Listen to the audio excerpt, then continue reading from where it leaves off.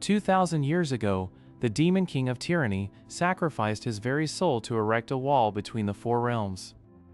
In a modern era of peace, a baby boy is born to a humble human couple and immediately speaks his first words. Using his innate magic, the infant grows into a young man in a matter of seconds to the bewilderment of his parents. Anos Voldigoad receives an invitation to the Demon King Academy and decides it is time to reclaim his rightful throne.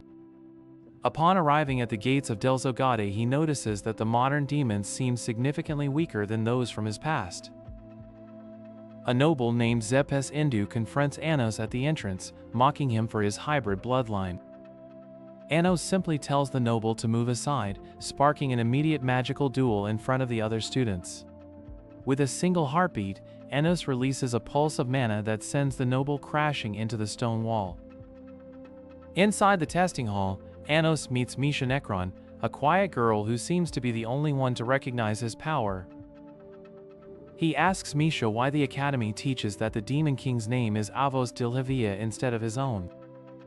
Misha explains that history records Avos Dilhevia as the founder, leaving Anos to realize his legacy has been erased. During the practical exam, Anos is pitted against Zippes again, who has returned with his older brother Leoric. Anos suggests that they should use their strongest spells because he plans to win using only his breath. As Leoric casts a high-level flame spell, Anos literally blows the fire out with a soft puff of air. The Demon King then uses a resurrection spell to kill and revive Zepes repeatedly until the noble's spirit breaks. He teaches them that true power isn't about bloodlines, but about the strength of one's source. The proctors are horrified by his display of power and label him a misfit because his magic level cannot be measured. Anos walks away with the white misfit emblem pinned to his chest, unbothered by the insults of the other students. He invites Misha to his home for dinner, shocking his parents with the arrival of his first friend. His parents mistakenly believe that Misha is his bride-to-be and begin a celebratory feast. During the meal, Anos explains to Misha that he intends to find out who stole his name and why. Misha asks if being a misfit bothers him, but Anos simply laughs at the absurdity of the classification. The next day at the academy, Sasha Necron, Misha's older sister and a royalty student, makes a dramatic entrance. Sasha mocks Misha for being a doll and challenges Anos to a team battle to prove his worth. Anos accepts the challenge on the condition that if he wins, Sasha must join his team. Sasha scoffs at the idea of a misfit defeating the Witch of Destruction and her elite unit. On the battlefield, Sasha's team constructs a massive fortress using high-level construction magic.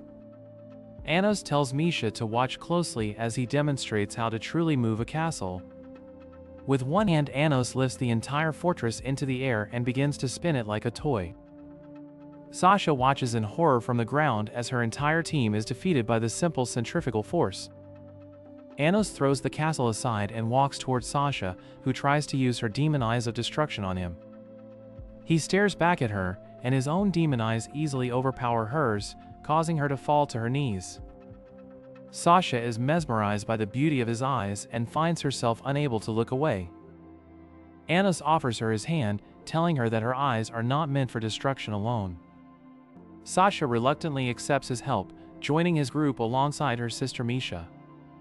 That night, Anos investigates the 7 elder demon emperors, realizing they have no memory of their true master.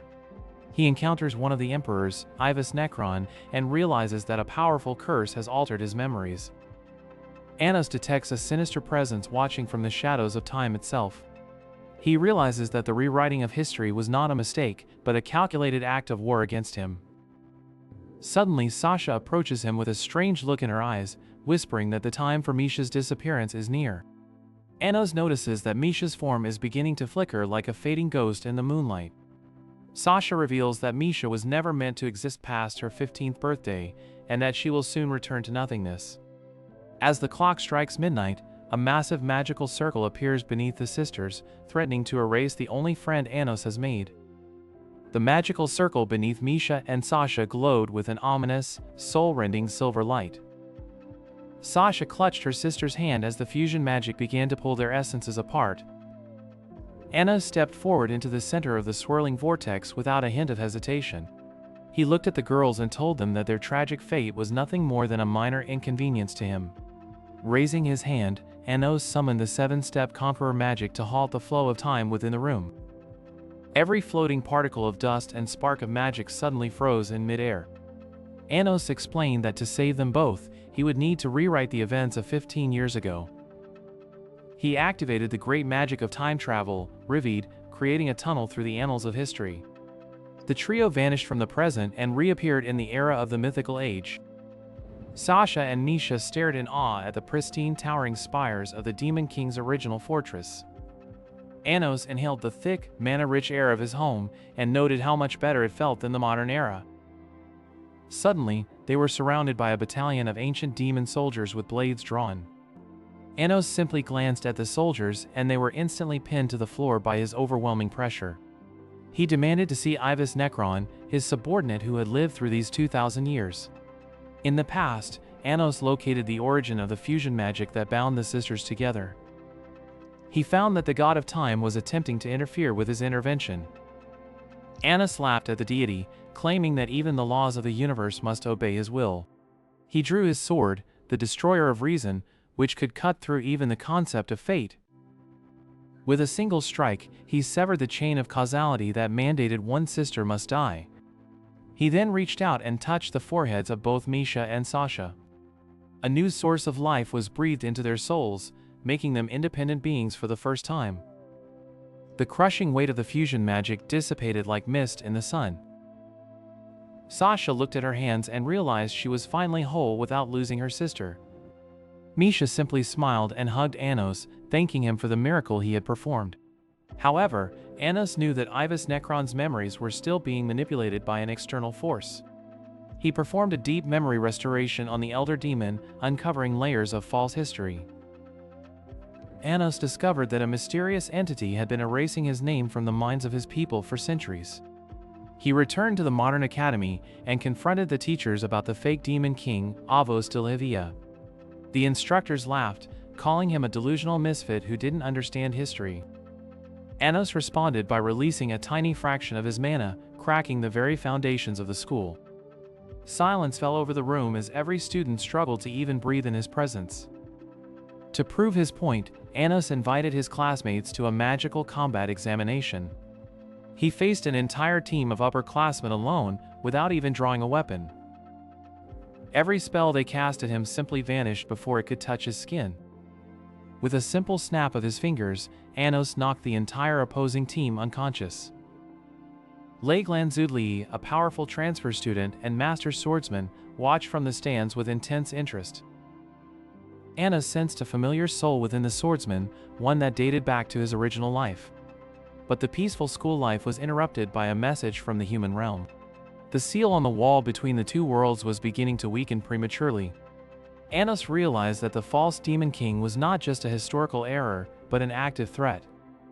He vowed to find this impostor and make them regret stealing his throne. Misha approached him with a book she found in the restricted section of the library. The book contained a prophecy about a god of wisdom who would return to reset the world. Anos recognized the symbol as belonging to the divine order he had once fought to a standstill. Just then, a massive explosion rocked the academy towers, shaking the entire city. Screams of students echoed through the halls as a strange white-winged entity descended from the sky.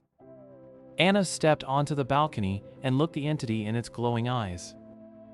The entity spoke with a voice that vibrated through the air, calling Anos a glitch in the divine plan. As Anos prepared to strike, the entity pointed at Sasha and Misha, and their bodies began to turn into pillars of salt. Anos reached out for them, but a wall of celestial fire erupted between him and the sisters, separating them once again. Anos shattered the celestial fire with a single wave of his hand, refusing to let the divine flames separate him from those he swore to protect. The air grew heavy as the god Nosgalia emerged from the shadows, his presence radiating an oppressive aura of absolute order. Nosgalia claimed that the world required a fixed destiny, one where the Demon King was destined to be erased by the gods. Anos laughed at the notion of fate, stating that his power was the only rule that mattered in this or any other era. Suddenly, the imposter Avos Dilhevia appeared on the ramparts, holding the stolen spirit sword and commanding the demon army to attack. Thousands of demon soldiers, brainwashed by the false king's magic, marched forward toward the human frontier. Sasha and Misha stood by Anos' side, combining their powers to create a massive defensive barrier against the advancing horde. Anos realized that the sword Avos held was the key to the gods' plan to rewrite the very laws of reincarnation. With a thunderous boom, Anos leaped into the sky, crossing the distance to the castle in a single heartbeat. He collided with Avos Dilhevia, the impact of their magic sending shockwaves that leveled the nearby towers. As they fought, Anos channeled his magic to tear away the mask of the imposter, revealing a face constructed from pure spiritual energy.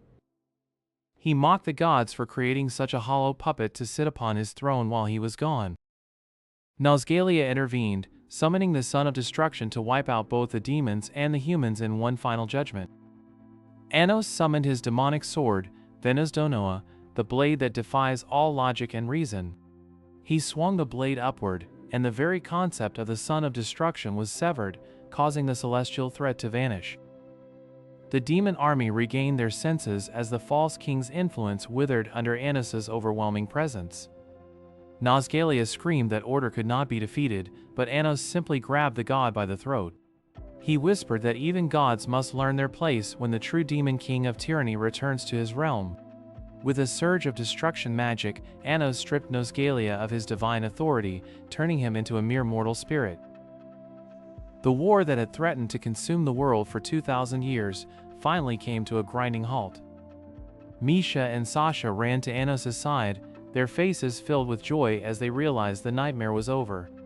Anos looked out over his kingdom, seeing his loyal subjects and new friends standing together in unity. He declared that the name Avos Dilhevia was dead, and that the era of tyranny had ended to make way for the era of peace. Lei, the reincarnation of the hero Kanon, stepped forward and shook Anos' hand, signaling the end of the ancient feud between their races. Anos visited his parents back at home, showing them that despite his immense power, he was still their son. The academy was transformed from a place of discrimination into a true school for all who sought knowledge and strength. Anos sat in his classroom and joked that he might actually have to study now that there were no more gods to defeat. He looked at the statue of himself that had been corrected to show his true likeness, finally feeling recognized by history. Misha handed Anos a small handmade pendant as a token of her eternal gratitude and affection.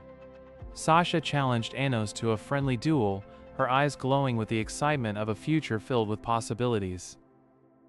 The boundaries between the different realms were opened, allowing for trade and friendship to flourish for the first time in history.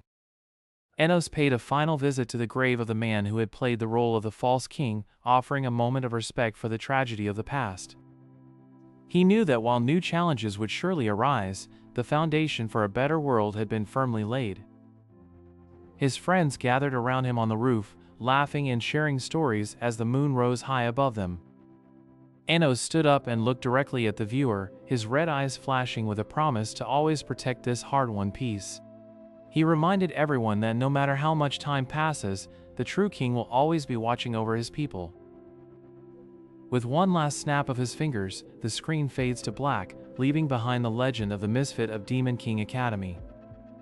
The world was finally at rest, and the cycle of hatred had been broken by the hand of the one they called a tyrant. Anos Voldigoad had returned, he had conquered, and now he would simply live. This was the end of the journey for the Demon King, but only the beginning of a legend that would last for eternity.